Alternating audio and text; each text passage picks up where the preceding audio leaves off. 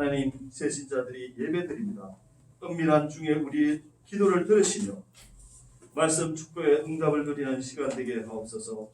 하나님의 은혜로 날마다 새롭게 하옵소서. 아멘. 그리스도를 깊이 높고 넓은 은혜 속에 누리게 하옵소서. 아멘. 말씀 증거하는 목사님께 성령 충만 주옵소서. 예수 그리스도 이름으로 기도했습니다. 아멘.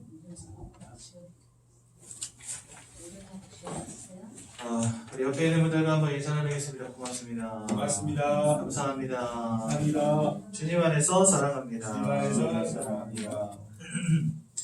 오늘은 제10과 지난주에 하려다가 못했던 제10과 다시 한번 보도록 하겠습니다. 마태복음 24장 14절 말씀 보겠습니다. 마태복음은 신약성경 첫 번째 성경입니다. 마태복음 24장 14절 말씀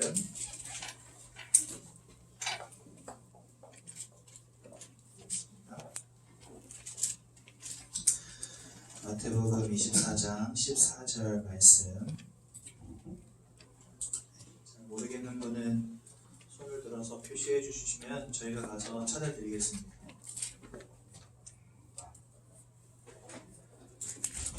마태복음 24장 14절 말씀 한 절만 같이 보겠습니다. 네. 우리 한 목소리로 함께 보겠습니다. 시작. 이 천국 복음이 모든 민족에게 증언되기 위하여 온 세상에 전파되리니 그제야 끝이 오리라. 아멘. 오늘 강단에서 하나님께서는 기도에 대한 말씀을 주셨어요. 그런데 많은 사람들이 기도를 오해하고 있다라고 말씀을 하셨습니다. 세상 사람들이 오해한 기도는 세 가지가 있는데요. 첫 번째, 외식하는 기도. 뭐지? 집에서 밥 먹고 밖에서 먹는 기도. 밖에서 밥 먹으면서 하는 기도를 말하는 그게 아니죠. 여기서 외식하는 기도는 뭘 말하냐면 행위를 강조하는 기도를 말하는 겁니다. 그러니까 혼자 있을 때는 죽어도 기도 안 해. 근데 사람들이 같이 있을 때는 주여 믿습니다 하면서 기도하는 사람들 있죠. 그 행위를 말하는 겁니다.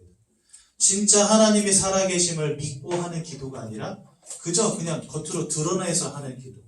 그래서 이스라엘 백성들은요, 길을 가다가도 시간이 되면 그 자리에서 무릎 꿇고 하늘을 향해서 기도하기도 하고, 그러니까 사람들 앞에서 나의 거룩함을 드러나기 위해서 기도합니다. 응답도 없고 능력도 없고 행위에 치중하는 기도. 또 두 번째로는 종교인들이 하는 기도. 이 기도는요, 응답 중심이다 이렇게 말씀하시는데 여기다 응답 중심이다라고 쓴 데는 이유가 있어요. 누가 어떤 식으로 어떻게 나에게 응답하는지는 별로 관심이 없다는 거예요. 그냥 내가 응답만 받으면 된다는 겁니다.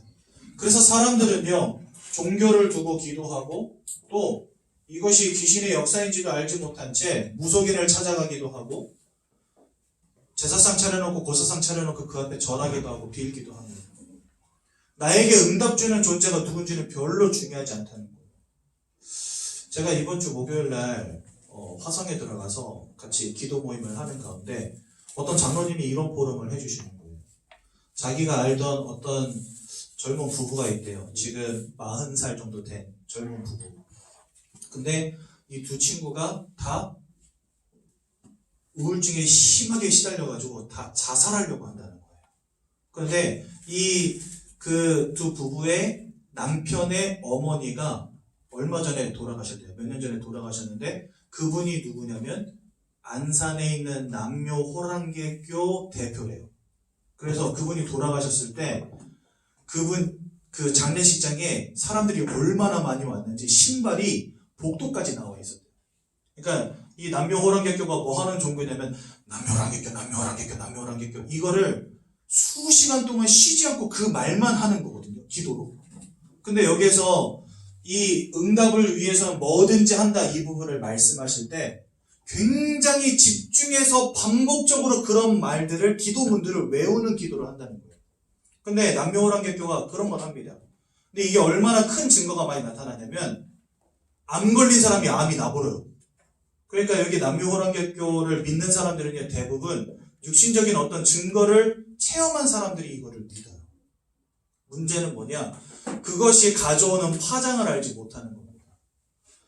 우리가 돌을 보고 기도하고 나무를 보고 기도하고 심지어 하늘, 물고기, 뱀 이런 동물들을 두고 막 기도하는데 거기에 응답이라는 게 온단 말이에요. 지난 시간에 우리가 구가 말씀을 나누면서 하나님의 이름으로 기도하지 않는데 불신자들이 기도하는데 왜 응답되는지 아십니까? 응답을 주는 자가 있다는 거예요.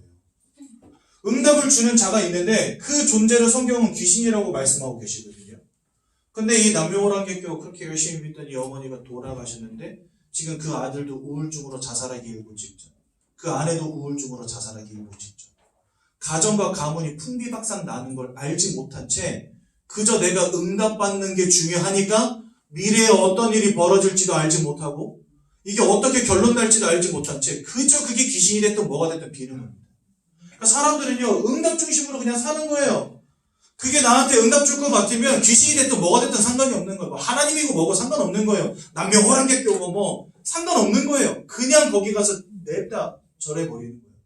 냅다 기도해버리는 거예요. 그게 바로 종교인들의 기도다. 여러분 고린도전서 10장 20절 제가 말씀 전하면서 이거 뭐라 그랬죠? 이방인들이 하는 제사는 대저 이방인들이 하는 제사는 귀신과 교제하는 것입니다. 즉 뭔가 깎아놓고 빌고 절하고 하는 이 모든 우상숭배 배후에는 눈에 보이지 않는 영적인 존재들이 역사한다는 겁니다. 그렇기 때문에 사람들이 기도하면 응답이라는 게 오는 거예요. 살아 역사하는 영적인 존재가 있다는 거예요. 근데 그 녀석을 뭐라고 성경은 표현하냐면 요한복음 10장 10절 바로 도적이고 강도다라고 표현을 한다는 겁니다. 모든 것을 빼앗고 죽이고 멸망시키려는 자가 여러분들에게 응답을 준다는 거예요. 그 응답은 뭐겠습니까? 분명히 동기와 목적이 있는 응답이겠죠. 마치 사기꾼이 여러분들에게서부터 모든 것을 빼앗아가기 위해 처음에 여러분들에게 좋은 것으로 여러분들을 감언이솔로 속이는 것처럼 귀신도 처음에 사람들에게 응답을 줍니다. 하지만 그 이후에 가정과 가문과 후대를 무너뜨리는 것입니다. 그래서 여러분 이 종교인들의 응답을 위한 기도가 얼마나 위험한 건지 아셔야 되는 거예요. 그러면서 세 번째는 어떤 기도라 그랬습니까? 세속을 위한 기도다. 그저 내가 돈 잘 벌고 성공하고 잘 먹고 잘 살고 자녀들이 잘 되고 여기에 우리의 관심이 있다는 거죠. 우리는 이 세 가지 기도를 피해야 됩니다. 그러면서 어떤 기도를 시작해야 되냐? 하나님이 우리에게 주신 성령의 충만함과 영적인 힘을 누리는 기도를 시작해야 된다는 거예요. 여러분 요즘의 세상은요 이런 게 굉장히 문화가 되었습니다. 특히나 성공하는 CEO들은요 회사원들을 모아놓고 깊이 명상하는 시간을 갖게 목상이 아니고 깊이 명상하는 시간을 만들어놨어요. 그래서 여러분들 TV에도 보면 가끔 이런 명상 프로그램들에 대한 광고나 이런 것들이 나오는데요. 사람들을 앉혀놓고 그 마음을 다 비우게 만듭니다. 여러분들 기운동 하는데 가보세요. 그럼 다 뭐 하는지 아십니까? 마음을 다 비우게 만듭니다. 근데 여러분 그거 아세요? 우리나라에서 굉장히 큰 기운동 하는 단체 중에 단월드라고 있어요. 그런데 그 단월드의 첩보 영상을 제가 유튜브를 통해서 봤거든요. 이 중에 보신 분들이 있을 거예요. 어떤 영상이냐면 단월드의 대표자와 함께 각 지역의 지부를 담당하는 지부장급 되는 사람들이 모여서 훈련하는 영상인 거예요. 근데 거기에서 뭐 하냐? 사람들이 다 모여가지고 처음에는요 깊은 명상을 합니다. 그래서 마음을 드러내는 거예요. 다 비워내는 거예요. 속세와의 어떤 그런 갈등들, 고민들, 근심들 이런 것들을요 싹 비워내는 거예요. 그 다음부터 뭐 하냐? 이 사람들이요 방방 날뛰면서 자기 몸을 때리면서 이상한 기도문을 외우면서 하루 종일 뛰어요. 앞에 단월드 대표자는 이렇게 딱 큰 의자에 앉아가지고 손으로 이렇게 탁 이러고 있고 그 앞에 모여있는 지부장급 되는 사람들이 다 뭐 하고 있냐? 이러고 있는 거예요. 다 이러고 있어요. 마치 뭐 하는 것처럼? 무당이 굿하는 것처럼. 그래서 여러분 이런 깊은 명상의 끝에는 항상 뭐랑 연결되어 있냐? 이거랑 연결이 되어 있어요. 접신은 뭐냐? 귀신과 내 몸이 만나는 걸 접신이라고 합니다. 여러분들 성경에 보면 어떤 사람이 마음을 싹 비워냈어요. 그래서 깨끗하게 청소해냈어요. 그랬는데 그 마음으로부터 떠나간 귀신이 나중에 이 집이 깨끗하게 비어있고 청소되어 있는 것을 보고 다른 7 귀신을 가지고 다시 들어오게 되었다라고 성경이 말씀하십니다. 여러분, 비워낸다는 건 참 좋은 건데 그 비워낸 다음에 어떤 문제가 생기냐? 그것을 다시금 채우는 존재가 있다니까요. 사람들이 명상하면 굉장히 좋다 얘기잖아요. 그래서 여러분, 이 기운동이라든지 이런 것들을 한 다음에 이상한 영적인 체험을 한 사람들의 그런 보고들이 계속해서 이어지고 있어요. 마음을 비워낸다는 거 굉장히 좋은 말처럼 보이지만 굉장히 위험하다는 것입니다. 그런데 이 명상이요, 이제는요, 문화가 돼버렸어요. 회사에도 사람들의 능률을 높이기 위해서 명상 프로그램이 생겼다니까요. 어떤 회사는 심지어 일주일에 한 번씩 다 같이 모여서 명상하는 시간이 있어요. 근데 여러분, 그게 다 뭐냐? 성공을 위해서, 어떤 능률을 위해서 한다고 하지만 그 명상을 통해서 사람들에게 미쳐지는 영적인 영향력이 무엇인지는 모른다는 거예요. 여러분, 이 말을 좀 더 쉽게 이해하시기 위해서 제가 좀 이해를 돕겠습니다. 사람이요, 밥을 많이 먹으면 어떻게 되죠? 저처럼 살이 찝니다. 그렇죠? 운동하면 어떻게 되죠? 살이 빠집니다. 사람의 육신은요, 영향을 받는 거예요. 영향을 받아요. 여러분들의 마음은 어떻습니까? 누가 막 여러분들에게 욕을 한다. 그럼 마음이 슬픔에 사로잡히거나 분노가 차겠죠? 근데 누가 여러분들을 계속해서 사랑한다고 말해주십시다. 그러면 마음이 따뜻해지죠? 그러니까 사람의 마음과 육신은 영향을 받는다는 거예요. 무엇인가에 외부로부터 혹은 내부로부터 영향을 받는다는 거예요. 그렇다면 우리는 마음도 있고 육신도 있는 존재지만 또한 뭘 가진 존재냐? 영혼을 가진 존재거든요. 그런데 이 영혼이 여러분들의 인생 가운데 계속된 명상이라든지 잘못된 기도라든지 혹은 우상숭배를 통해서 귀신이 역사하는 인생이 되었다. 그러면 어떻게 되겠습니까? 여러분들의 영혼이 영향을 받는다는 거예요. 그래서 내 그 영혼이 무너지고 내 영혼이 영향을 받는 가운데 마음과 생각이 무너지고 마음과 생각이 무너지는 가운데 삶과 육신의 문제로 연결되어지는 거예요. 우리의 육신과 마음과 영혼은 영향을 받는다니까요. 그래서 어떠한 배경, 어떠한 친구, 어떠한 말 듣고 사느냐가 굉장히 중요한 겁니다. 어떤 음식을 먹느냐 굉장히 중요한 겁니다.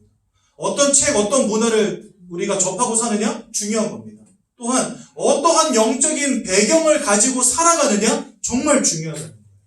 근데 사람들은 뭐가 어떻게 돌아가는지도 모르고 눈에 안 보이니까 그게 진짜 실존하는지도 모르겠고 그냥 뭐 되는 대로 뭐 이거 하면 응답 온다니까 이거 하면 능률 오른다니까 그게 귀신의 역사 혹은 사단의 역사인지 그런 거 알지 못한 채 그저 따라간다는 겁니다.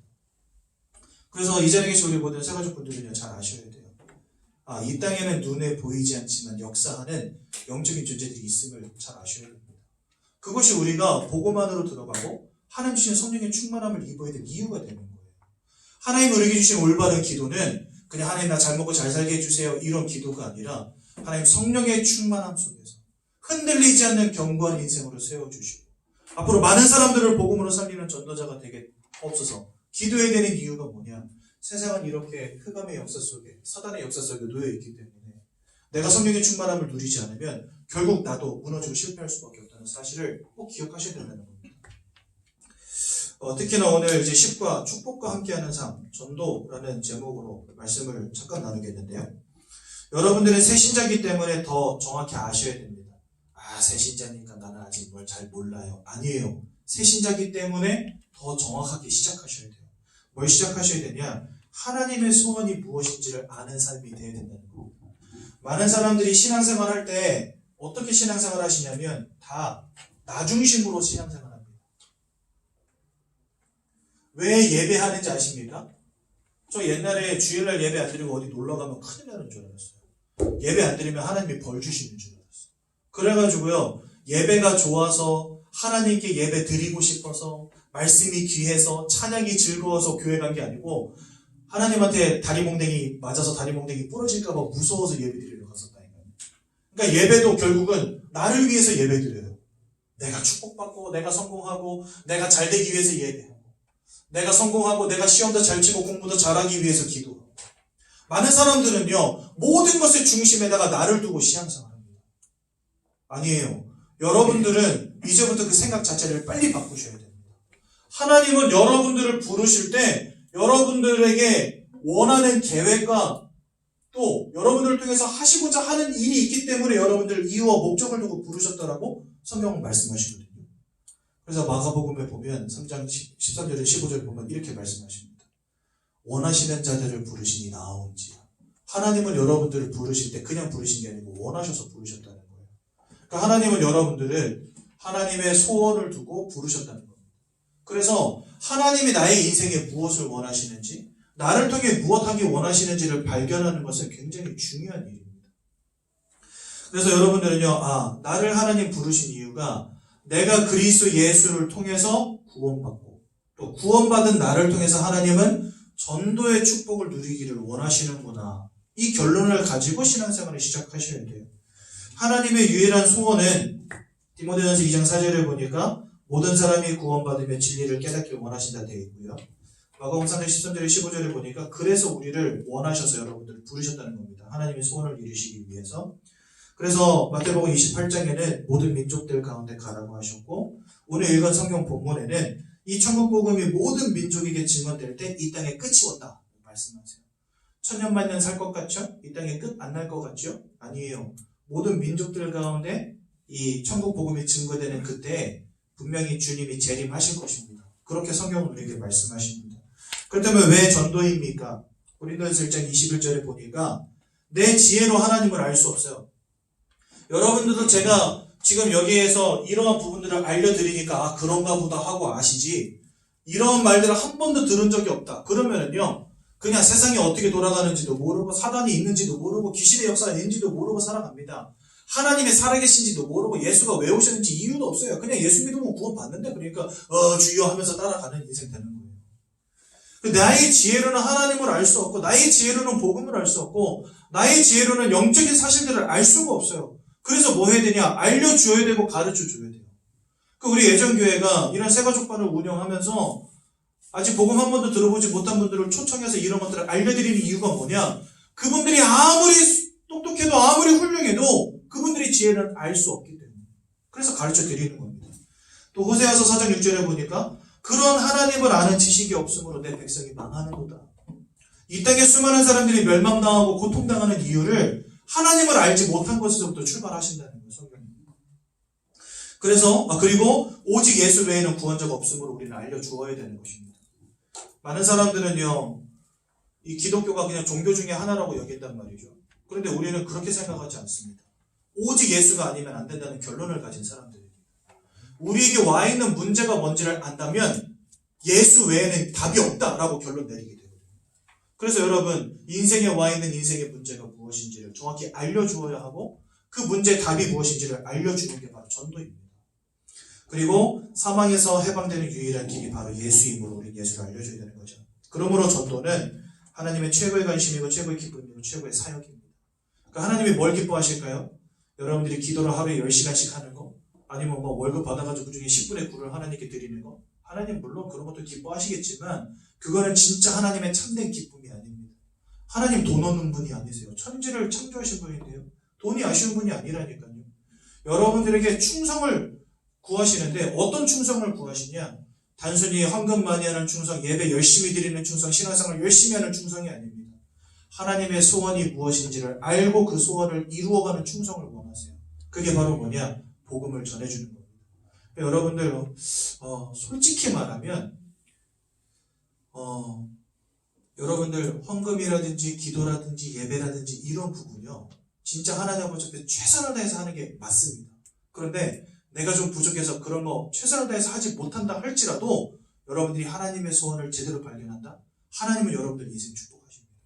그래서 여러분들 진짜 하나님의 소원이 무엇인가를 알고 신앙생활하는 게 중요한 거예요. 그래서 나를 위한 신앙생활이 아니라 하나님을 위한 신앙생활을 해야 됩니다. 지금부터. 그래서 하나님의 계획을 발견하기 위해 예배 드리는 겁니다. 말씀 듣는 겁니다. 하나님은 이런 거 원하시는구나. 내가 이런 인생 되기를 원하시는구나. 말씀 속에서 찾아내야 돼요. 그리고 그거 가지고 기도하는 겁니다. 그렇다면 나는 오늘부터 전도를 위해서, 세계복음을 위해서 기도해야 되겠구나.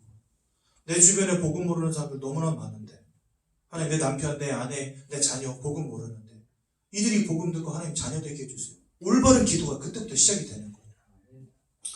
하나님은 그래서 전도자를 축복하시죠. 전도자 개인과 가정과 가문과 후대를 축복하십니다. 우상 숭배하는 자들은 그 인생이 3, 4대까지 멸망을 받느니라. 이렇게 출애굽기 20장 4절에서 5절에 말씀하시거든요. 저는요, 처음에 왜 3에서 4대일까 이 생각을 해봤어요. 왜 여러분들은 왜 3에서 4대인지 아시나요, 혹시? 벌을 내리는데 3에서 4대까지만 벌을 내리신대. 그럼 물론 별거 아닌 건 아니지만, 1000대까지 벌을 내리신다고. 영원히 벌을 내리신다도 아니고, 왜 꼴랑 3, 4대야? 이 생각했거든요. 근데 여러분, 3, 4대 가문의 저주가 임한다 어떻게 되겠습니까? 후대의 씨가 말라요. 작살 나는 거예요, 3, 4대면은요. 그러니까 여러분, 3, 4대면 그 가문은요, 그냥 끝나는 거나 마찬가지인 거예요. 그런데 하나님의 축복은 1000대에 이르느니라. 생육하고 번성하고 사람들이 잘 되어지고 축복을 받는데 망하겠습니까? 아니죠. 끝까지 이어지는 거예요. 근데 저주와 형벌은 3, 4대에 이른대요. 그거면 그냥 끝나는 겁니다.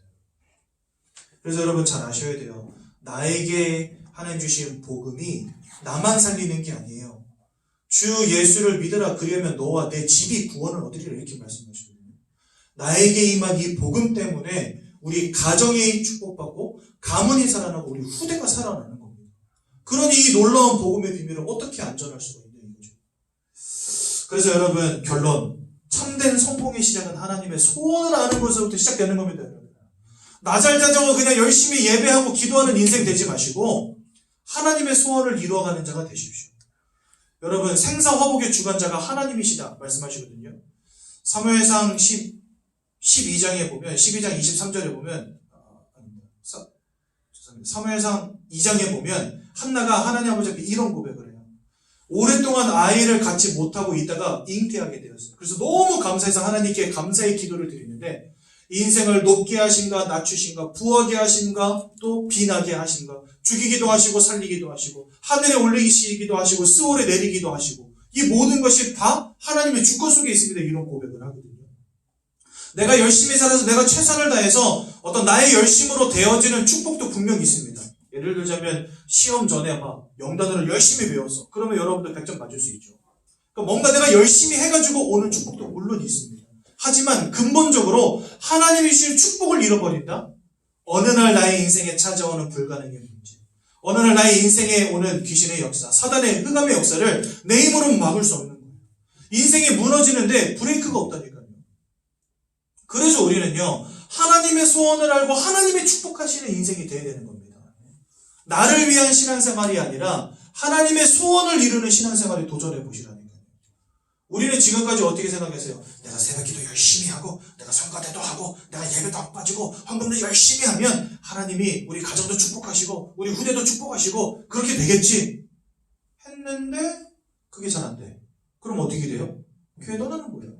하나님이 안 계신 것 같다 이러면서. 그러면 본인만 쏘낸 거예요. 그렇죠? 진짜 하나님은 살아계신 분이 맞고 예수를 바라볼 때 구원받는 게 맞다고 한다면 교회를 떠나고 말씀을 떠나고 예배를 떠나고 하나님을 떠나고 그 본인 손이지. 그래서 여러분들 잘 아셔야 됩니다. 우리는 나를 위한 신앙생활이 아니라 하나님의 소원을 이루는 신앙생활을 이제부터 시작하셔야 된다는 거.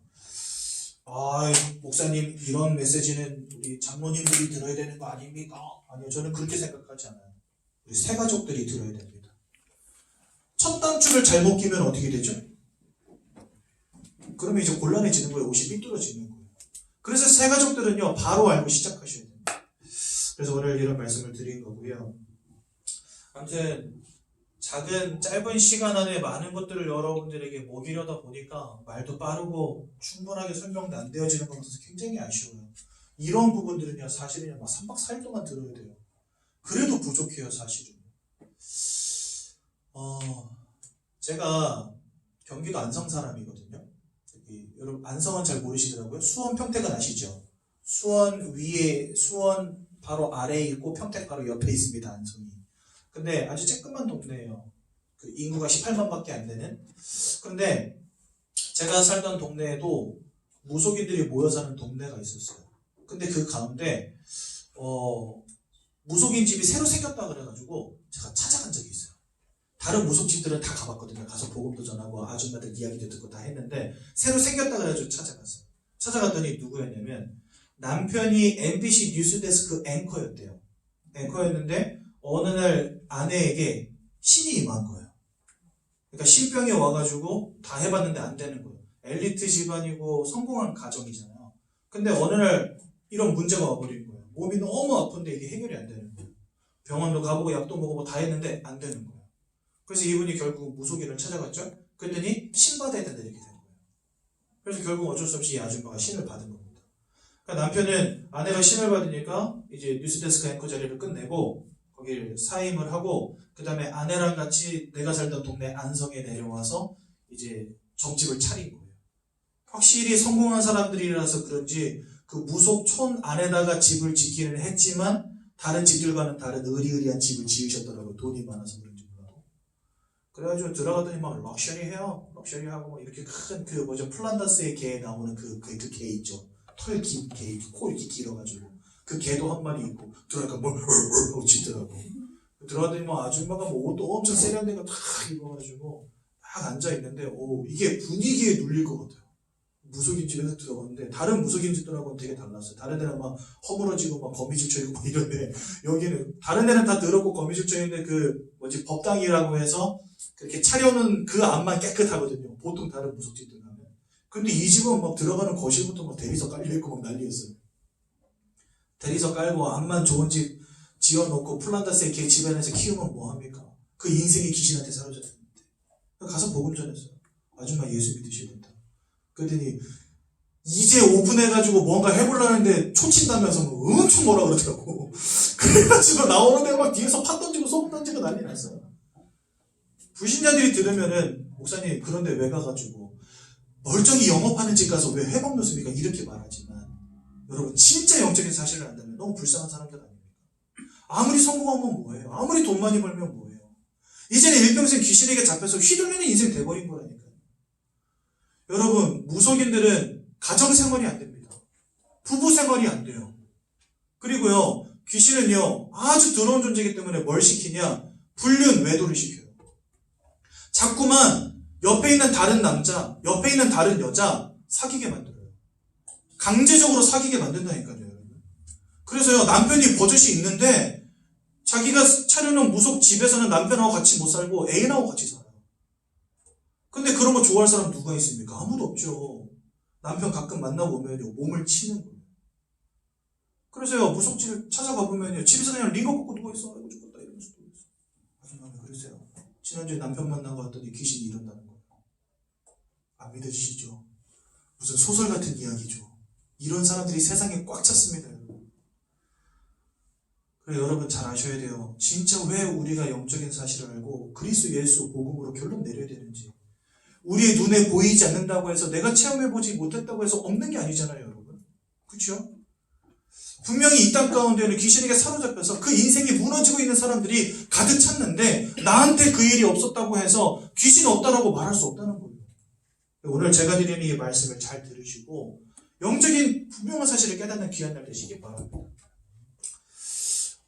그래서 우리는요 복음 들어야 됩니다. 복음 듣지 않으면 안 됩니다. 성경은 하나님께서 사람을 창조하셨다라고 분명히 말씀하세요. 창세기 1장 27절과 28절에 하나님의 형상을 따라 사람을 창조하셨다 그랬습니다. 그래서 사람은요 분명한 영적 존재입니다. 우리는 육신을 가진 존재이기도 하고 마음과 생각을 가진 이성적인 동물이기도 하지만 가장 중요한 거 영혼을 가진 존재예요. 유일한 영적인 존재. 그래서 우리는 영적인 행위를 하는 유일한 존재들이고요. 그리고 창조주 하나님을 닮았기 때문에 창조의 행위를 하는 유일한 존재이기도 합니다. 즉 우리는 다른 피조물과 다른 특별한 존재로 하나님 지으셨다는 거예요. 그럼 왜 이러한 존재로 하나님 지으셨습니까? 거기에 이유가 있어요. 그 이유가 뭐냐면 하나님이 이 땅을 지으실 때 가지고 계셨던 창조의 원리 또 생명의 원리이기도 합니다. 하나님은 피조물들을 지으실 때 그 피조물들에게 절대적인 원리 하나씩을 주셨어요.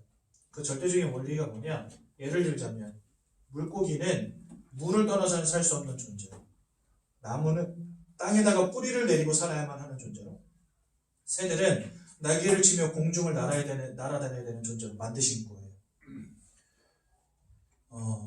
여러분 물고기가 물 밖으로 나왔다. 그럼 여러분들은 어떤 생각 드십니까?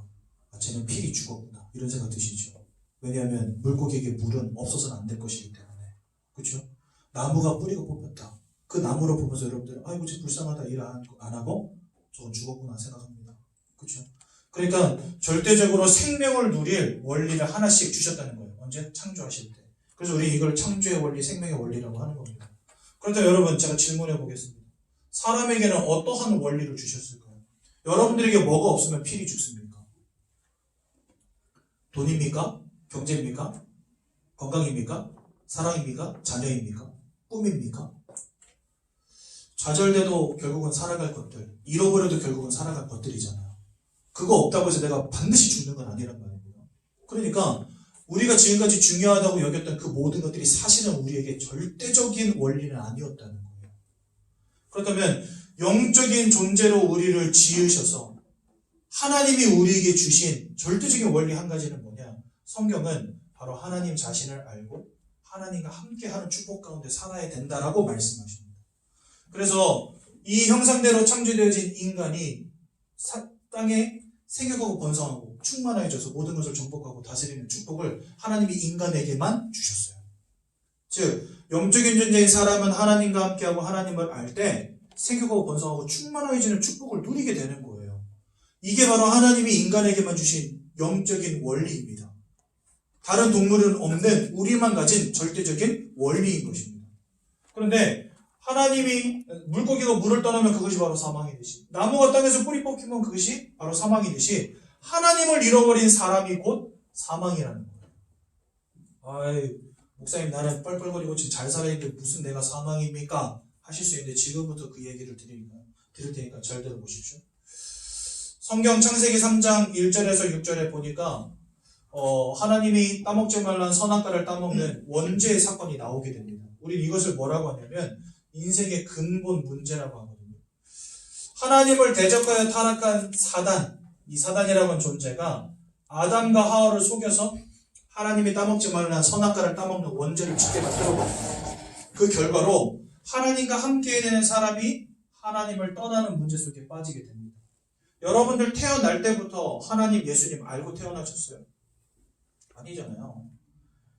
여러분 물고기가 물속에 사는 건 당연하죠. 물 밖에 사는 물고기 본 적 있습니까? 없죠. 나에게 하나님을 믿는 게 당연하다는 생각 해보셨습니까? 한 번도 해보신 적 없을 거예요. 뭐 하나님만 믿어 왜? 절도 있고 천주교도 있는데 하나님만 믿어야 돼? 하나님을 믿는다는 걸 우리는 당연하게 여기지 않아요. 그것은 그냥 나의 선택이라고 여겨요. 왜냐? 절대적인 원리라고 한 번도 생각해 본 적이 없기 때문에. 물고기에게 물은 절대적이어서 물 밖에 나온 물고기는 죽었다 생각하지만 하나님 믿지 않는 내 인생은 죽었다 생각하지 않아요. 근데 성경은 하나님을 믿지 않는 인생이 죽은 인생이라고 설명합니다. 그 이유가 뭘까요? 사단에게 속아서 죄를 짓고 하나님을 떠난 순간부터 에베소서 2장 1절에 보니까 죄와 허물로 죽어버렸다라고 우리에게 말씀하시거든요. 물고기에게 물 같은 존재를 잃어버렸기 때문에 우리는 죽은 인생이라고 말씀하시는데 그 이유가 뭐냐? 하나님을 잃어버린 순간부터 우리는요, 요한복음 8장 44절에 보니까 눈에 보이지 않는 사단, 흑암의 권세에게 완전히 사로잡힌 인생이 되었다고 성경 말씀하십니다. 한마디로 말해서요, 세상 사람들이 말하는 운명과 사주, 팔자의 문제에 사로잡혀 버렸다는 거예요. 여러분, 운명과 사주, 팔자가 무엇입니까? 내 힘으로 해결이 안 되어지는 내 인생에 정해진 길이라는 거거든요. 내가 아무리 최선을 다해도 열심을 다해도 나에게 정해진 운명을 비껴갈 수 없다라고 사람들 말하잖아요. 맞습니다. 여러분들의 인생에 찾아오는 불가능의 문제, 절대적인 문제, 내 힘으로 해결이 안 되어지는 문제가 나의 의지와 내 노력과 열심과 최선과 상관이 없이 여러분들 인생에 찾아올 수밖에 없게 돼 있다는 거예요. 그것을 우리는 운명과 사주팔자라고 하는데 이 운명과 사주팔자에 언제부터 사로잡히게 되었냐? 사단에게 속아서 하나님을 잃어버린 순간부터 우리는 운명과 사주팔자에 사로잡힌 인생이 된 겁니다. 여러분 사주가 뭔지 아세요? 생년월일. 여러분들 생년월일 다 가지고 있잖아요? 몇 년, 몇 월, 며칠, 몇 시. 생년월일시래요. 그죠? 이거 다 가지고 있잖아요. 저는 80년 12월 23일생이거든요. 몇 시에 태어났는지 모르겠지만. 그러니까 생년월일시 이 네 가지를 다 가지고 있단 말입니다. 그러니까 이 네 가지를 갖지 않고 태어난 사람이 이 땅에 없잖아요. 그래서 모든 사람들은 다 사주를 가지고 있는 거예요. 그러니까 여러분들 해가 바뀔 때마다 무슨 뭐 십몇년 이렇게 해가지고 두자로 표현하잖아요. 그것처럼 사주에다 두자씩을 붙여 표현하면 그게 팔자가 되는 겁니다. 그러니까 사주와 팔자가 다 뭐냐? 여러분들 생년월일하고 상관이 있는 거거든요. 그러니까 그러니까 모든 사람은 태어난 연도와 월과 일과 시에 정해진 운명을 가지고 그날 태어나게 된 거예요. 그리고 그 운명대로 살아가는 거예요. 이것을 운명 사주팔자라고 하는 겁니다. 그런데 이 운명과 사주팔자의 주관자가 누구냐? 바로 사단. 왜냐하면 성경은 우리에게 사단에게 속한 자가 되었다라고 말씀하시거든요. 언제부터요? 하나님을 잃어버린 순간부터. 여기 요한복음 8장 44절에는 마귀의 자녀가 되었다라고 말하고요. 하지만 영어 성경으로는요, belong to라고 나옵니다. 영어 공부 좀 해보신 분들은 belong to가 무슨 뜻인지 아시죠? 속하여 있다라는 뜻입니다. 그러니까 우리가 사단에게 속하여 있다라고 표현되어 있는데 한글 성경에는 마귀의 자녀가 되었다라고 되어 있어요. 또 요한일서 3장 8절에는 죄를 짓는 자마다 여기는 속하여 있다라고 되어 있습니다. 죄를 짓는 자마다 사단 마귀에게 속하여 있다라고 되어 있습니다. 원죄 문제까지 가운데 빠져서 모든 사람들이 죄악 가운데 태어나게 되었기 때문에 태어난 모든 사람들은 다 누구에게 속하여 있는 겁니까? 사단에게 속한 자가 된 겁니다. 살인자요, 거짓말장이요, 모든 것을 속이고 넘어뜨리는 자요, 무너뜨리고 빼앗고 죽이고 멸망시키는 자에게 속한 자가 되었어요. 그게 사망이지 뭐가 사망입니까? 나의 행복을 추구할 수 없는 인생, 결국은 안 되어지는 문제 속에 방황할 수밖에 없는 인생 되어버렸다니까요. 그래서요, 우리는 뭐 하며 살아갈 수밖에 없냐? 그 아비가 원하는 대로 아비의 뜻을 따라 살아갈 수밖에 없는 존재가 되었다고 성경 말씀하세요. 아비의 행하고자 하는 그대로 너희도 행하느니라 이렇게 말씀하시네요. 아비가 행하고자 했던 게 뭡니까? 하나님을 대적하고 하나님보다 높아져서 모든 찬송과 영광을 자기가 받기를 원했던 거거든요. 그래서 사단은요, 모든 사람들로 하여금 우상숭배하게 만들어버립니다. 근데 문제는 뭐냐? 고린도전서 10장 20절. 그것이 귀신과 교제하는 것이다. 사단에게 사로잡혀서 귀신이 역사할 수밖에 없는 인생을 살아가는 겁니다. 내가 원치도 않았는데 정신에 문제가 오고, 내가 원치 않았는데 육신의 질병이 오고, 내가 원치 않았는데 인생의 실패가 따라 최선을 다해서 사는 죄밖에 없는데 자녀가 무너지고. 왜 이렇습니까? 축복의 근원 대신에 하나님을 잃어버린 채 이제는 운명과 사주팔자에 사로잡힌 인생이 되었다니까요. 여러분들이 못나서, 여러분들이 최선을 다하지 않아서, 여러분들이 인생을 운이 없어서가 아니라는 거예요. 여러분들이 인생에 본격적으로 여러분들을 무너뜨리기 위해서 불행을 가져다주는 존재가 있는데 그 녀석에게 사로잡혔다는 사실을 알지 못한 채 지금까지 살아오신 겁니다. 그러니 여러분, 늘 근심하며 걱정하며 살아갈 수밖에 없는 인생 된 거죠. 마음과 생각이 다 무너져버린 인생. 어떤 문제가 생길지 몰라서 두려워 떨 수밖에 없는 인생. 그렇죠? 그래서 무엇인가를 자꾸만 찾아가고 무엇인가에 집착하고 중독되어지고 우울증에 빠지고 조울증에 빠지고 마음과 생각이 무너지고 심지어는 뭐가 보이기 시작하고 들리기 시작하고. 제가 지금 생각하는 어떤 남자분은요, 환상을 보는 분이에요. 자기가 편의점에서 일하는데 다 정리하고 와서 카운터에 딱 섰는데 갑자기 자기 정면에 있는 캔커피 2개가 붕 공중으로 떠오르더니 2개가 막 떨더래요, 이렇게. 그래서 눈을 씻고 봐도 떨고 있는 거예요, 이게. 눈을 씻고 봐도 떨고 있는 거예요. 그때 사람이 하나 들어오길래 저거 떠는 거 보이세요? 그러니까 이 사람이 이렇게 보다가 안 보여요 하는데 이 사람은 그런 게 보이는 거예요. 환시. 그래서 오랫동안 정신병원에 들어가기도 하고 약을 먹기도 하고 지금 그런 분 만나서 복음 전하고 있거든요. 근데 지금 저랑 같이 우리 교회에서 오랫동안 예배 드렸는데 이제는 그런 현상이 다 사라졌어요. 감사하게도. 왜 그렇습니까? 마음과 생각에 문제가 와요. 내 영혼이 사단에게 사로잡혀버리고 인생이 사로잡혔기 때문에 내가 원치 않는 문제가 어느 날부터 계속 오는 겁니다. 약을 먹지 않으면 안 되는 인생, 술을 마시지 않으면 안 되는 인생, 밖으로 돌아다니지 않으면 안 되는 인생, 뭔가에 정착이 안 되고 평안함을 찾을 수가 없고 자꾸만 방황해야 되는 인생. 그런 인생 돼버리는 겁니다. 마음과 생각이 여러분들 마음대로 안 되잖아요. 그죠? 나는 평안하고 싶어. 평안하기 싫은 사람 누가 있습니까? 하지만 내가 원하는 평안이 오지 않아요. 왜? 마음과 생각을 통해서 자꾸만 여러분들의 인생을 갈등하게 하고 근심하게 하고 두렵고 떨리게 만드는 존재가 있기 때문에. 그래서 성경은 네 마음과 생각을 지키시리라 하나님 말씀하시는 거예요. 우리의 마음과 생각을 지키시는 응답이 하나님 안에 있다는 거예요. 근데 그 하나님을 잃어버렸으니 이 시대는 정신병 시대가 되었죠. 이제는요, 정신과 가서 치료받는 거 그 흠이 안 됩니다. 왜요? 내가 정신과 가서 치료받았다 그러면 그 이야기를 듣는 사람도 너도 가? 이렇게 말하는 시대가 됐다니까요. 얘들은 어머머 너 어떡하니 이랬는데 너도 가는구나. 나도 가. 잠이 안 와. 밤마다 악몽을 꾸고 가위에 눌리고. 제가 처음 교회를 가게 된 계기가 밤마다 악몽을 꿨어요. 중학교 1학년 때 한 달 동안이랑 똑같은 악몽을 밤마다 반복해서 꿨거든요. 제가 막 밤에 산에 막 도망가다가 뭐가 나를 쫓아옵니까? 그러다 나무 뿌리에 걸려가지고 넘어지면 나를 쫓아오던 그것이 나를 덮쳐서 내 오른쪽 배를 꽉 무는 겁니다. 그러니까 여러분 꿈속에서 물리니까 깜짝 놀라서 깨죠. 그러니까 여러분 꿈속에서 맞거나 물린 자리가 깨고 난 다음에 아파요, 안 아파요? 안 아파야 정상이잖아요. 여러분들 가운데 막 낭떠러지에서 떨어지는 꿈, 이빨이 산산조각 부서지는 꿈 이런 거 꿔보신 적 있으실 거 아니에요. 근데 꿔보면은 낭떠러지에서 떨어졌으니까 여러분들 몸이 부서져 있습니까? 꿈속에서 이빨 박살난다고 깼는데 이빨이 박살나 있어요? 안 그렇잖아요. 근데 나는 꿈속에서 물린 자리가 너무 아픈 거예요. 깼는데도 불구하고. 너무 아프니까 막 끙끙대면서 소리를 지르었어요. 그래서 저희 어머니, 아버님, 막 할아버지 다 제 방으로 쫓아오고 난리도 아니었어요. 중학교 1학년 때. 그래서 저희 어머니는 나 붙잡고 울고 막 저는 병원 가가지고 이거 혹시 맹장 아닌가 싶어가지고 그 새벽에 택시 불러서 그 비싼 택시비 내가지고 가서 병원에 가서 진찰해 봤는데 맹장도 아니고 그거를 한 달 동안 껐다 생각해보세요, 여러분. 제가 밤에 무서워서 잠을 못 자는 거예요. 그러다가 깜빡 졸면은 가위 눌리고. 어떤 가위 눌리는지 아십니까? 옷장문이 서른 열리는데 제가 이렇게 의식이 정상적으로 와 있어요.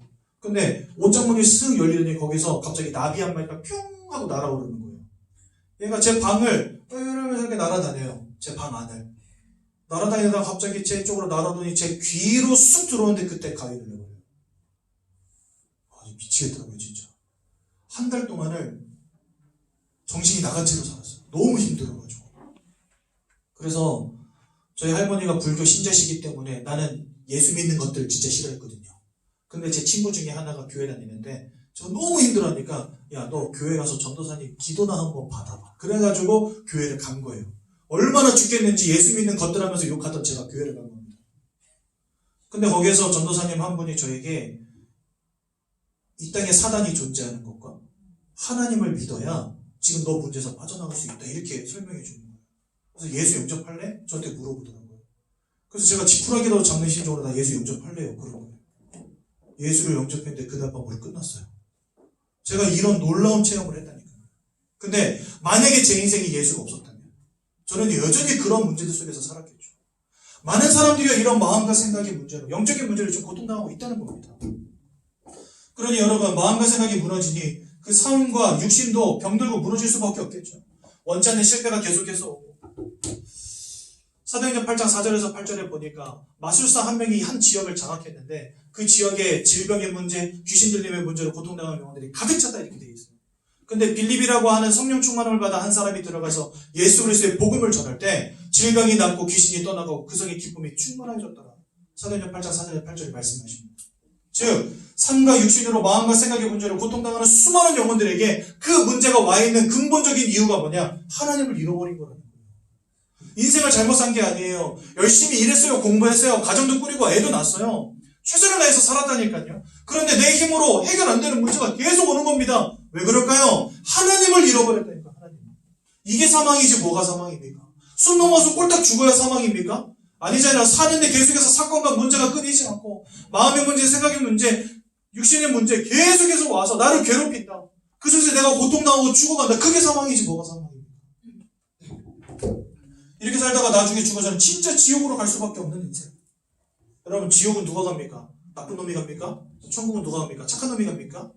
얼마만큼 나빠야 나쁜 놈이고 얼마만큼 착해야 착한 놈이에요. 여러분들 지금까지 착한 적도 있고 나쁜 적도 있잖아요. 그 여러분은 착한 놈입니까? 나쁜 놈입니까? 도대체 그 기준이 뭐냐고. 기준도 없어요. 애매모호해요. 그냥 야 착하게 살면 천국 가. 얼마만큼 착하게 살아야 돼요 도대체. 뭐 기부를 죽을 때까지 한 10억 해야 됩니까? 그 10억 못한 사람은 지옥 가는 거예요. 9억 9,999만 원 했다. 지옥 갑니까? 기준도 없어요. 지옥은 누가 갑니까? 사단에게 속한 자가 가는 거예요. 그 여러분 내가 아무리 착하게 살았다, 아무리 이쁘게 살았다, 아무리 열심히 살았다 그것과 상관이 없이 이미 사단에게 속한 자로 태어나서 일평생을 살다가 죽었다. 지옥 가는 거예요. 왜 그러냐? 지옥을 하나님이 왜 만드셨냐? 결국은 사단을 가두기 위한 감옥으로 만드신 것이거든요. 지옥은 못된 놈들 집어넣으려고 만드신 게 아니라 하나님을 대적하여 타락한 사단을 영원히 가두기 위해서 만든 감옥이에요. 그런데 이 사단을 가두기 위한 그 감옥에 사단과 한 통속된 모든 사람들도 같이 들어가는 거예요. 연대 책임을 물어서 같이 들어가는 거예요. 무슨 말인지 이해가 되시죠? 여러분 잘 아셔야 돼요. 지옥은 나쁜 놈이 가는 데가 아닙니다. 지옥은 사단이 들어갈 집인데 그 사단에게 속한 자가 함께 들어가는 겁니다. 그러면 어떻게 해야 천국 갈 수 있죠? 착하게 살아서 천국 가는 게 아니에요. 사단에게 속한 이 신분에서부터 빠져나오는 게 천국 가는 방법인 거예요. 그래서 여러분 그게 강도를 할지라도 이 속에서 빠져나와서 하나님을 만났다. 그 인생은 천국 가는 겁니다. 여러분 잘 아셔야 돼요. 착한 사람 천국 가는 게 아니고 예수를 통해 구원받은 사람이 천국 가는 겁니다. 여러분 이렇게 지옥 같은 인생 살다가 나중에 진짜 지옥으로 가는 것이고 더 큰 문제는 뭐냐? 이 지옥 같은 일들을 여러분들이 후대에게 물려줘야 된다니까요. 성경에 모든 사람이 죄를 범하였음에 라고 말씀하세요. 그 말은 한 명도 예외가 없다는 거예요. 이 문제. 모든 사람이 죄를 범하였고 하나님의 영광에 이르지 못하게 되었다. 로마서 3장 23절에 말씀하십니다. 그 말은 뭐다? 한 명도 빠짐없이 다 하나님을 떠나서 지금 사단에게 붙잡힌 인생 되었다는 겁니다. 여러분들이 나중에 가정을 꾸리고 자녀를 낳았다. 그 자녀도 여기서 자유로울 수 없다는 거예요. 이게 지옥 같은 인생이지 뭐가 지옥 같은 인생입니까? 이게 사망이지 뭐가 사망입니까 여러분? 아까 말씀드린 것처럼 그 뉴스데스크 앵커 부인으로 살면 뭐합니까? 좋은 대학 나왔겠죠. 좋은 배경이 있겠죠. 어느 날 귀신이 역사해서 무당으로 살아가지 않으면 안 되는 인생 돼버렸는데 그 돈이 무슨 소용이에요? 그렇게 살다가 지옥으로 던져질 수밖에 없는 인생이다. 그 성공이 무슨 소용입니까 도대체? 그게 곧 사망인 것입니다. 그래서 여러분 물고기가 물을 잃어버린 게 사망이듯이 사람이 하나님을 잃어버린 게 사망인 거예요. 그렇다면 우리는 어떻게 해야 생명을 얻겠습니까? 예수를 만나야 되는 겁니다. 물 밖에 나와 있는 물고기는요 떡밥을 줄 게 아니에요. 빨리 물에다 집어넣어줘야 돼요. 여러분들의 인생 어찌 보면 경제 문제, 인생 문제, 인간관계 문제 여러 가지 문제를 이 자리를 찾은 분들이 있을 겁니다. 그 문제를 해결하는 게 중요한 게 아니에요. 그 문제가 올 수밖에 없었던 근본적인 문제가 뭔지를 알고 그거를 빨리 해결하셔야 돼요. 하나님을 잃어버리고 사단에게 붙잡히고 죄 가운데 빠져버린 인생이라고 한다면 이 가운데서 우리가 빠져나와야 될 거 아닙니까? 근데 이건 내가 돈으로 안 되고 지식으로 안 되고 열심으로 안 되기 때문에 하나님께서 그걸 아시고 우리에게 길을 열어주신 거예요. 다른 종교는 다 뭐라고 말합니까? 우리 인생에 와 있는 근본의 문제가 뭔지를 모르니까 너가 득도 하면 돼, 도를 닦으면 돼, 고행하면 돼, 선을 행하면 돼, 참선하면 돼. 그러면 너가 구원받을 수 있어. 네 죄가 뭐 수미산을 넘게 쌓였는데 착하게 살면 다음 세계는 사람으로 태어나.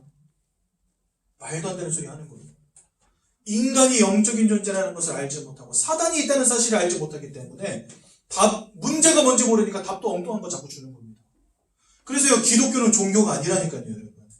세상에 많은 종교들이 있지만 이 근본의 문제로부터 우리를 해방시켜 주시고 사망 가운데 있는 우리에게 생명을 주는 이는 그리스도 예수밖에 없어요. 이건 종교가 아닙니다. 생명 그 자체입니다. 여러분들이 예수를 만날 때 생명을 얻는 거예요. 그래서 요한복음 21장에 이렇게 말씀하십니다. 나는 부활이요 생명이니 무릇 나를 믿는 자는 죽어도 살겠고 살아서 믿는 자는 영원히 죽지 아니하리라 말씀하십니다. 그 말이 뭐죠? 예수 그리스도가 곧 생명 그 자체라는 거예요. 그래서 사망 가운데 있는 너희가 예수를 만날 때 생명을 얻게 된다는 거예요. 단순한 생명이 아니라 영원히 사는 영생을 얻게 된다는 거예요. 우리의 힘으로 빠져나올 수 없는 문제이기 때문에 하나님이 직접 우리를 만나러 찾아오신 거예요. 종교는 네가 발버둥 치라고 가르칩니다. 네가 열심을 내라고 가르칩니다. 네가 최선을 다하라고 가르칩니다. 하지만 아무리 열심을 내고 최선을 다하고 내가 모든 노력을 동원한다 할지라도 절대로 빠져나올 수 있는 문제 가운데 있기 때문에 하나님이 직접 오셔서 여러분들의 손을 잡고 끄집어내 주셔야 되는 거예요. 그게 복음이고 그게 주님의 오심입니다. 그래서 여러분들 우리에게 유일한 길로 예수 그리스도가 오신 겁니다. 우리 보고 열심을 내서 구원 얻으라 하지 않으시고 내가 너희를 구원하겠다라고 말씀하시고 오신 거예요. 그래서 요한일서 3장 8절에 보니까 뭐라 말씀하십니까? 죄를 짓는 자마다 마귀에게 속하여 있지만 하나님의 아들 나타나신 것은 그 마귀가 하는 모든 일을 멸하기 위함이니라. 즉 우리 인생을 사로잡은 사단의 권세를 꺾기 위하여 예수님을 이 땅에 보내신 것입니다. 두 번째로 로마서 8장 1절에서 2절에 보니까 그리스도 예수 안에 있는 자는 결코 정죄함이 없나니 이제 더 이상 우리는 죄인이 아니라고 말합니다. 모든 사람은 원죄 가운데 죄인으로 태어나지만 예수 안으로 들어오는 순간부터 죄와 상관이 없는 인생이 되었다고 가르치시는 거예요. 왜냐하면 예수 안에 있는 생명의 성령의 법이 죄와 사망의 법에 묶여있던 너희를 자유케 했기 때문에 우리 더 이상 죄인이 아니라는 겁니다. 그래서 예수님은요, 우리로부터 저 원죄의 문제, 우리 인생의 죄악의 문제를 완전히 십자가 위에서 해결하신 참 제사장이 되시는 것이고요. 요한복음 14장 6절에 보니까 내가 곧 길이요 진리요 생명이니 하나님을 떠나버린 너희가 나를 통하지 않고는 아버지께로 올 자가 없느니라 가르치십니다. 다 하나님을 떠났어요. 내가 아무리 착하게 살아도 열심히 살아도 소용없습니다. 하나님 만날 수가 없어요. 하지만 예수 그리스도께서 직접 길 되시고 진리 되시고 생명 되셔서 나를 통하여 너희가 하나님께로 올 수 있게 되었다 말씀하신 겁니다. 즉 예수님은 하나님을 만나는 유일한 길, 참 선지자가 되신 거예요.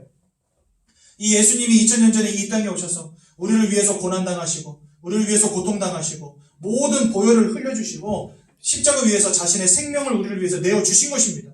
이 땅에 그 어떤 존재도 나를 위해 대신 죽어주지 않아요. 근데 주님은요, 여러분들을 위해서 대신 죽기 위해 이 땅에 오셨습니다. 로마서 6장 23절에 죄의 삭은 사망이다 이렇게 되어 있거든요. 즉 나를 위해 다른 것이 대신 죽어주지 않으면 나는 구원받을 수 없는 거예요. 그렇기 때문에 주님은 이 땅에 죽기 위해 오신 겁니다. 어떤 사람들은 예수님 이거 본인도 구원 못하고 십자가에서 죽었다 저건 실패자다 이렇게 말하지만 주님의 궁극적인 오심의 이유는 뭐냐? 나를 위해 죽기 위해 오신 거예요. 그러니까 주님은 주님의 뜻을 이루신 거죠. 어디서요? 십자가 위에서 보혈을 흘리시고 나를 위해 생명을 내어주시고 죽어주심으로 구원을 성취하신 겁니다. 그리고 사단을 이기셨다는 증거로 3일 만에 부활하셨어요. 주님은 반드시 살아나셔야 됩니다. 사망에 묶여있는 존재가 아니라 사망을 이기고 승리한 존재임을 우리에게 보이시려면 반드시 살아나셔야 되는 거예요. 그래서 주님은요, 이와 같이 왕으로 제사장으로 선지자로 이 땅에 오셔서 십자가 위에서 나를 위해 죽으시고 우리를 위해 부활하시고 지금 우리를 위한 완전한 구원을 이루신 것입니다. 그 주님을 우리 누구라고 부릅니까? 바로 그리스도. 이게 바로 그리스도의 의미예요, 여러분. 예수 그리스도 이렇게 말하잖아요. 그리스도라는 이름은 기름 부음 받은 자라는 뜻을 가지고 있어요. 근데 구약 성경에서 기름을 부어서 어떤 사람들을 세울 때 기름을 부었던 직업이 딱 3가지입니다. 그게 뭐냐? 왕, 제사장, 선지자입니다. 그러니까 주님은 이 왕적, 제사장적, 선지자적 사역을 동시에 한 번에 이루신 그리스도, 기름 부음 받은 자라는 뜻을 가지고 있어요. 이게 바로 그리스도의 의미예요. 난 이거 의미도 모른 채 교회 다녔거든요. 이게 뭔지도 모르고 그냥 예수 그리스도 하고 살았어요. 그런데 나에게 와 있는 인생의 근본의 문제가 무엇인지, 그래서 왜 주님은 그리스도로 오셔야 되는지를 깨닫고 나니까 그때서야 복음이 뭔지 구원이 뭔지 제대로 보이더라고요. 여러분들, 이 예수를 마음에 믿고 영접할 때 사망 가운데 있는 우리가 생명 가운데로 옮겨지는 겁니다. 그래서 요한복음 5장 24절에 뭐라고 되어 있죠? 사망에서 생명으로 옮겼느니라. 누구를 만날 때? 예수를 만날 때. 여러분도 오늘 인생의 영적 사망에서 하나님 주시는 영적 생명으로 옮기시기 바랍니다. 그 방법은 하나밖에 없어요. 착하게 사는 것도 아니고 최선을 다하는 것도 아니고 득도하는 것도 아니고 고행을 쌓는 것도 아닙니다. 예수 그리스도를 믿고 영접하는 자에게만 주시는 생명. 여러분 예수 영접해야죠. 그죠? 우리 이 시간 예수님을 영접하시기 바랍니다. 혹시 오늘 이 자리에 처음 오셨다 하신 분들 계십니까? 난생 처음 왔다. 아무도 없습니까? 그렇다면 우리 이 시간 한번 예수님을 마음속에 영접하겠습니다. 아니 목사님 지난주에도 했는데 이번 주도 해야 됩니다. 맨날 하면 어떻습니까? 예수님 맨날 오십시오. 어떻습니까? 하루에 10번 하면 어떻습니까? 두 손을 모으시고 두 눈을 감으시고 제가 먼저 기도를 할 때 저의 기도를 따라서 함께 기도하시기 바랍니다. 사랑의 하나님, 저는 죄인입니다. 하나님을 떠나서 운명과 사주팔자 가운데 살아오면서 우상 숭배하며 살았습니다. 내가 왜 고통당하는지, 왜 원치 않는 문제 당하는지 알지 못한 채 살아왔습니다. 이것이 하나님 떠난 문제임을, 사단에게 사로잡힌 문제임을, 죄악의 권세에 붙잡힌 문제임을 깨닫게 되었습니다. 이런 저를 구원하시기 위하여 예수님께서 그리스도로 이 땅에 오셔서 그리스도로 이 땅에 오셔서 십자가 위에서 십자가 위에서 구원을 이루심을 믿고 구원을 이루심을 믿고 마음속에 영접합니다. 마음속에 영접합니다. 저를 구원하여 주시고 저를 구원하여 주시고 하나님 자녀 삼아 주옵소서. 하나님 자녀 삼아 주옵소서. 예수님의 이름으로 기도드렸습니다. 예수님의 이름으로 기도드렸습니다. 아멘. 아멘. 제가 한번 기도하고 말씀 마치도록 하겠습니다. 하나님 은혜 감사합니다. 오늘도 중요한 은혜의 말씀 주신 감사합니다. 이 시간 하나님께 너무나 감사하여 우리 서하영 집사님 예물을 올려드립니다. 기뻐 받아주시고 하늘에 넘치는 복으로 채워주시며 복음의 비밀 가지고 온 땅 만민을 복음으로 살리는 전도자의 인생 되도록 전도자 가정 가문 후대 되도록 역사하여 주옵소서. 하나님 우리에게 주신 말씀을 기억하게 도와주시고 일평생 예수 그리스도의 언약의 말씀만 따라가게 하시며 끝까지 응답받는 우리 모든 성도들 되시도록 성령으로 역사해 주옵소서. 예수님의 이름으로 기도드렸습니다. 아멘. 아멘. 우리 찬송가 85장 1절만 하나님께 올려드리겠습니다.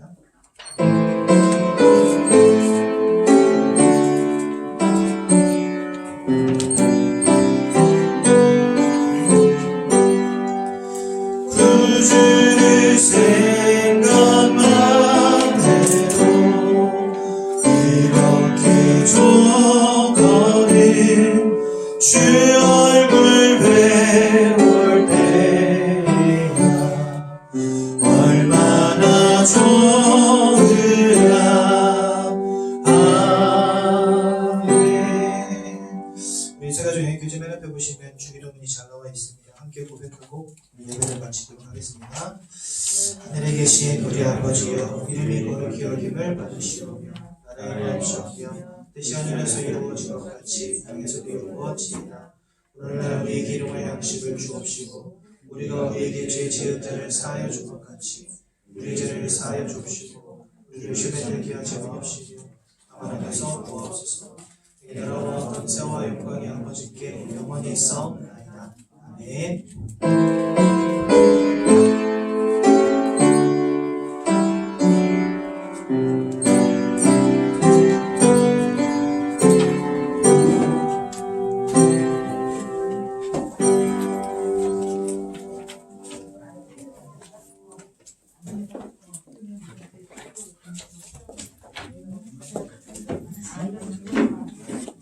감사합니다.